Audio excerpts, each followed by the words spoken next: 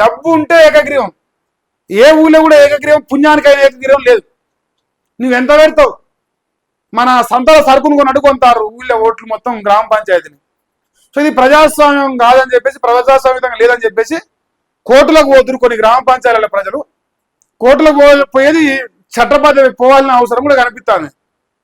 నలుగురు లంగల్ మోపై ఊళ్ళో ఎలక్షనే లేకుండా ప్రజలు, ఇప్పుడు ఒకడు మంచి ప్రజల లోపల మంచి ఆధారం ఉంది, వానికి ఎదగాలని ఆశ ఉంది, ప్రజల కోసం పనిచేయాలని ఆశ ఉంది. వాడు ఓట్లు పెడితే కదా వానికి ప్రజలు ఓటేసేది. వాడు పైసలు ఉన్నాయా లేవా అని చూస్తారు, వాడికాడ పైసలు లేవా, ఇక్కడ లంగకాడ పైలుండే ఈ లంగాడు వీడు ఏకగ్రీవం అంటుండే. వాడు ఏకగ్రీవం వచ్చినోడు వాడు ఇప్పుడే 60-70 లక్షలు పెట్టి ఊరు ఉన్నాడు. వాడు 60-70కి ఇంకో 70 సంపాదిద్దామని చూస్తే కానీ పుణ్యానికి చేసి పెడతాడా? ఓ ఎమ్మెల్యే అంటాడు 100 కోట్లు పెట్టి ఎమ్మెల్యే కాగానే తర్వాత బిచ్చగాడు అయిపోయిన ఎమ్మెల్యే చూపిరి 100కి ఇంకో 100 కలిపి 200 సంపాదిస్తారు కావాలంటే. ఈ ఏకగ్రీవం అనేది ప్రజలు మరి పెద్దగా యాక్సెప్ట్ చేస్తలేరు.